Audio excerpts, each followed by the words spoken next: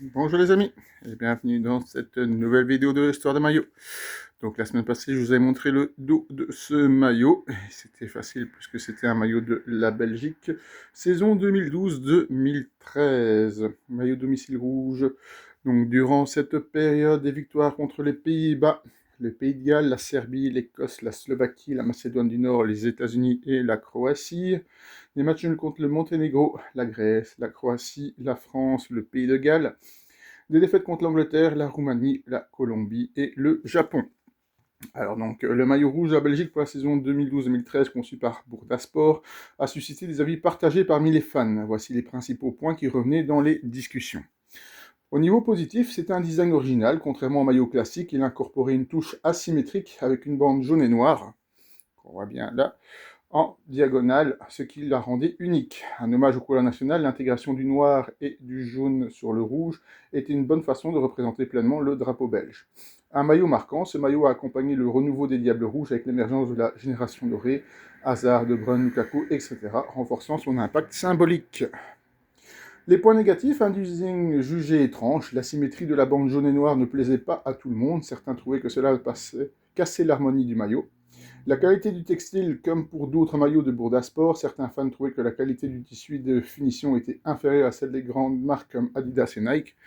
Regardez un petit peu comme le logo a bien morflé, notamment, petit défaut que je juge efficacement correct. Un côté expérimental trop marqué, beaucoup préféraient les designs plus classiques et certains voyaient ce maillot comme un vrai essai visuel un peu trop audacieux. Donc les fans en général, ce maillot a divisé avec d'un côté des supporters qui appréciaient son originalité et son audace et de l'autre des puristes regrettant un design plus traditionnel. Cependant, il reste un maillot marquant dans l'histoire récente des Diables Rouges puisqu'il accompagnait la montée en puissance de l'équipe avant la qualification pour la Coupe du Monde 2014. Et vous, faites partie de ceux qui l'adorent ou ceux qui les trouvent un peu trop expérimentales.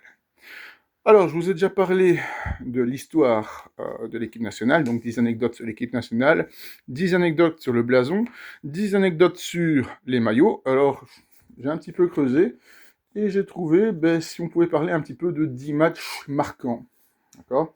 Donc 10 matchs de légende de la Belgique. Alors, le premier qui revient, c'est Brésil-Belgique 1-2 à la Coupe du Monde 2018, quart de finale à Kazan. Alors, pourquoi c'est mémorable ? Gagner contre le Brésil en Coupe du Monde, c'est toujours un peu spécial, surtout que c'était la première fois que la Belgique gagnait un match officiel contre la Belgique. Donc, Fernandinho contre Sankan et De Bruyne ont marqué, tandis que Courtois réalisait des arrêts cruciaux, notamment face à Neymar. Alors, ce match, je m'en souviens comme si c'était hier, je venais d'avoir ma petite fille un petit peu avant, et ce match, je l'ai vraiment vécu à fond les ballons. Je me souviens qu'on a failli prendre un but sur corner, puis le corner d'après on marque, puis le travail de Lukaku pour la passe pour De Bruyne qui fait le 0-2, c'était magnifique. Puis on peut faire 0-3, je pense aussi à un moment avec Hazard qui croit son tir, puis il y a un penalty pour moi qui n'est pas sifflé par l'arbitre serbe, puis il revient à 1-2, et puis Courtois qui arrête tout, et des gratis immenses du Brésil, donc c'était vraiment un match intense et plein de souvenirs. Deuxième match mémorable, Belgique-Japon 3-2.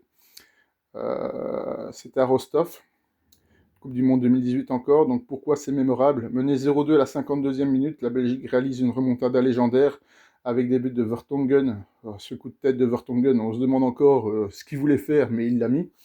Fellaini et Chadli sur un contre éclatant à la 94e minute, un des plus beaux retournements de situation de l'histoire du mondial. Donc je pense que c'était une des premières fois qu'une équipe était menée 0-2 et gagne avant les prolongations. Alors, Belgique-URSS en Coupe du Monde 86, en huitième de finale, victoire 4-3 des Belges. Donc c'est un des plus grands matchs de l'histoire belge, mené à deux reprises. La Belgique égalise deux fois grâce à Keulemans et Schifo, puis l'emporte en prolongation avec un doublé de Klaassen. Ce match a ouvert la route aux demi-finales. Alors à l'époque, l'URSS était un monstre du football, donc c'était vraiment un fameux épouvantail. Alors, Belgique-Argentine 2-1 en Coupe du Monde 82, match d'ouverture. Pourquoi c'est mémorable? Les Diables Rouges battent l'Argentine de Maradona, champion du monde en titre, lors d'un match d'ouverture du Mondial 82 grâce à un but de Vandenberg. Une victoire historique contre une équipe légendaire. Alors, Belgique-Suède 1-0 à l'Euro 2000. Alors pourquoi c'est légendaire? Dans un Euro organisé en partie en Belgique, les Diables Rouges commencent par une victoire contre la Suède avec des buts de Gore et d'Empenza, donc ça fait 2-1 avec la fameuse bourte de Wild. Donc un des matchs qui commençait bien, puisque c'était quand même un tournoi organisé en Belgique. Alors, Belgique-France 1-0 en Ligue des Nations 81 au Parc des Princes. Alors pourquoi ça serait légendaire? La Belgique bat la France de Platini au Parc des Princes en Ligue des Nations grâce à un but de Keulemans, c'est une victoire qui reste mythique pour d'anciens supporters. Alors, voilà. Alors, Belgique-Allemagne 3-1, petite finale de l'Euro 72. Donc l'Allemagne de Beckenbauer et Netzer, futur champion du monde en 74, s'est battue par la Belgique lors du match pour la 3e place de l'Euro 72, une des plus belles victoires belges face à une des puissances du football mondial. Belgique-Portugal lors de l'Euro 2020, 2021, donc victoire 1-0. Donc pourquoi c'est mémorable? Les Diables Rouges éliminent le Portugal de Cristiano Ronaldo, champion d'Europe en titre, grâce à un but exceptionnel de Thorgan Hazard et d'une défense héroïque. Pays-Bas-Belgique 0-4 en match amical 2012. Une humiliation historique infligée aux Pays-Bas chez eux, marquant le début de l'ère dorée des Diables Rouges avec Hazard, De Bruyne et Lukaku. Un match qui a fait rêver toute une génération. Alors ce match-là, je m'en souviens pas, mais je me souviens d'un match en 1999, je pense, où il y a eu un 5-5 entre les Belgiques et les Pays-Bas. Celui-là, je m'en souviens beaucoup plus. Un autre Belgique-Pays-Bas, 4-2 lors de l'Euro 80. Donc les Diables Rouges réalisent un exploit historique en battant les Pays-Bas, vice-champions du monde en 74 et 78. Ce succès les aidera à atteindre la finale de l'Euro 1980.